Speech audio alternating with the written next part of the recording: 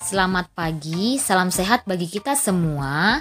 Video ini menjelaskan tentang pembahasan dari buku cetak Bupena 5D, penilaian akhir tahun, muatan bahasa Indonesia dan IPA, halaman 174 sampai dengan 179.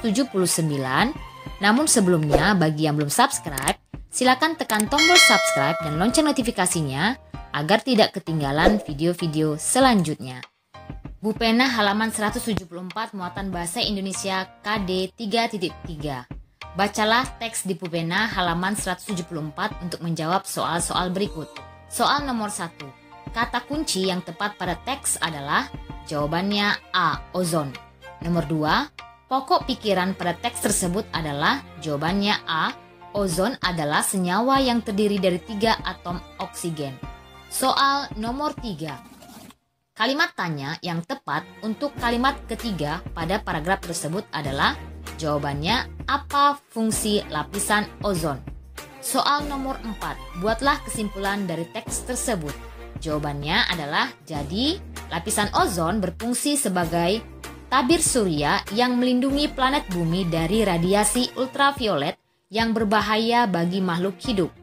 Namun saat ini lapisan ozon menipis karena meningkatnya polusi dari emisi kendaraan, pembakaran hutan, dan limbah asap pabrik industri. Soal nomor 5. Ringkasan teks tersebut adalah jawabannya ozon adalah senyawa yang terdiri dari 3 atom oksigen yang terletak di lapisan stratosfer. Lapisan ozon berfungsi sebagai tabir surya yang melindungi planet bumi dari radiasi ultraviolet yang berbahaya bagi makhluk hidup. Penipisan lapisan ozon disebabkan oleh meningkatnya polusi dari emisi kendaraan, pembakaran hutan, dan limbah asap pabrik industri. Bupena halaman 175 muatan bahasa Indonesia KD 3.4. Cermati iklan berikut untuk menjawab soal nomor 6 sampai dengan 9. Soal nomor 6, jenis iklan tersebut adalah jawabannya B, penawaran. Nomor 7, tujuan pembuatan iklan tersebut adalah A, menarik minat masyarakat untuk membeli produk yang ditawarkan. Soal nomor 8, jika iklan tersebut dapat ditemukan dalam sebuah website di internet, berdasarkan bentuknya, iklan tersebut termasuk ke dalam iklan. Jawabannya adalah kolom. Soal nomor 9. Apa kalimat persuasif yang terdapat dalam iklan tersebut? Jawabannya adalah buku UN terbaik Ya Erlangga. Soal nomor 10. Buatlah iklan baris tentang lowongan pekerjaan. Jawabannya bisa seperti ini ya. Lowongan pekerjaan dibutuhkan segera lulusan SMU atau sederajat untuk dididik dan dijadikan guru TK PAUD. Hubungi Mitra Persada telepon 0823 7857 1751. Bupena halaman 175 muatan bahasa Indonesia KD 3.5. Bacalah teks di Bupena halaman 175 untuk menjawab soal nomor 11 sampai dengan 15. Soal nomor 11. Salah satu informasi penting yang disampaikan dalam teks tersebut adalah jawabannya D. Ki Hajar Dewantara merupakan bagian dari 4 serangkai.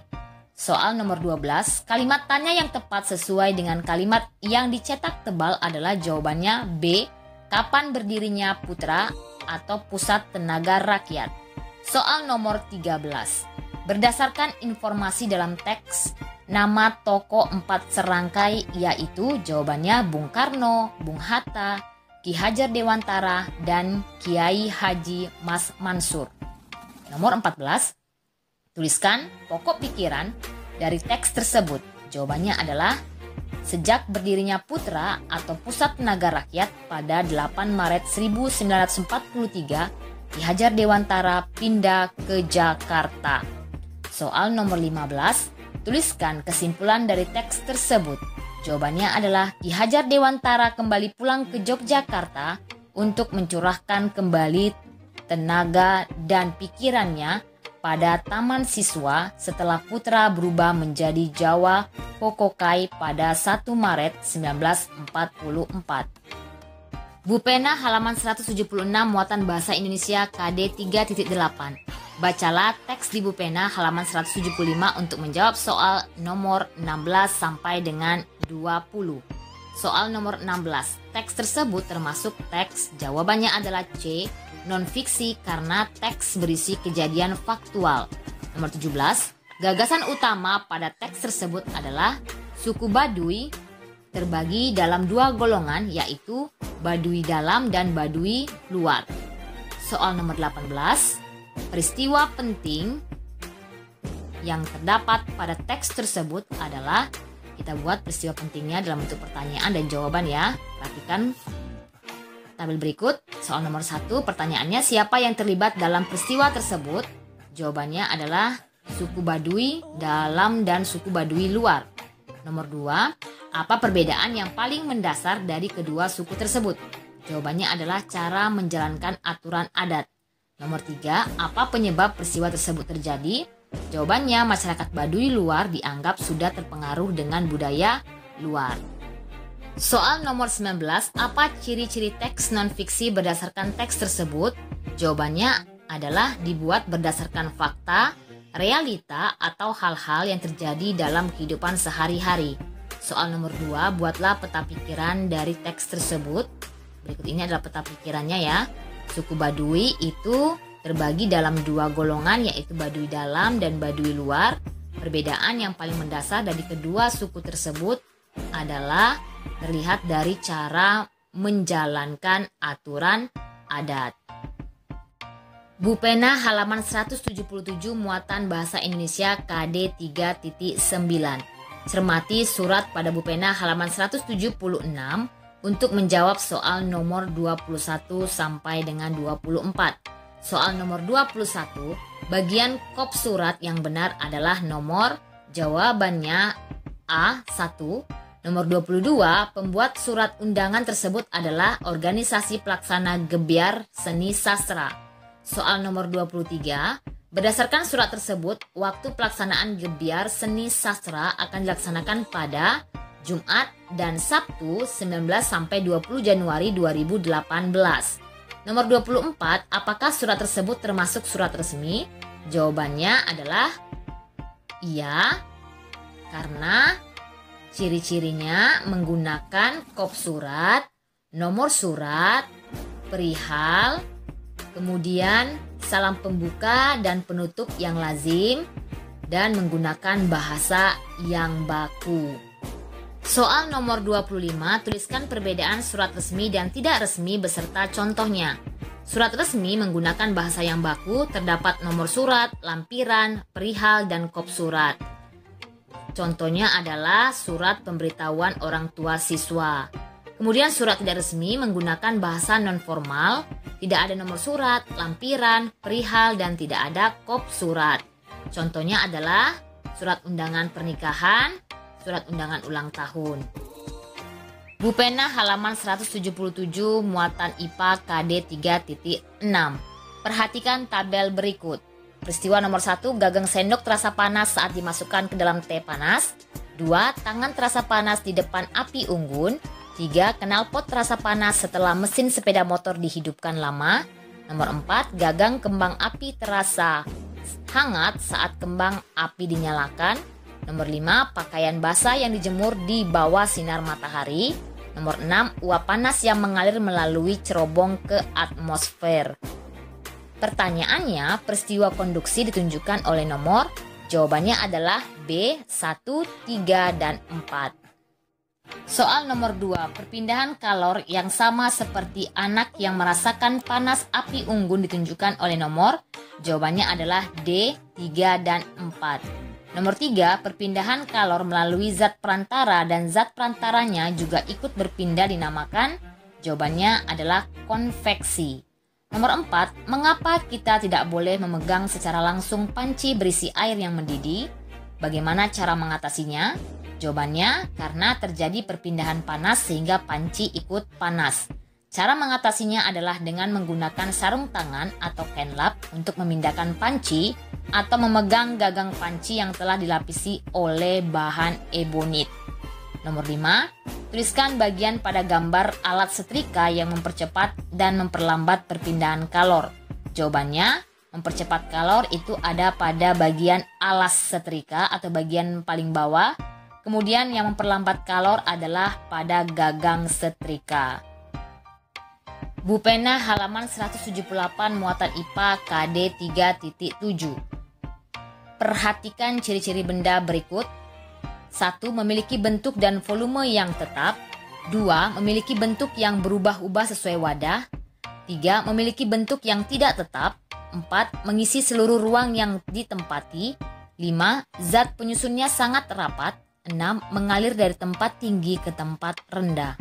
Pertanyaan nomor 6. Ciri-ciri minyak dalam botol adalah nomor. Jawabannya adalah C, 2, dan 6. Soal nomor 7. Alkohol 70% dalam wadah yang dibiarkan terbuka lama-kelamaan akan habis.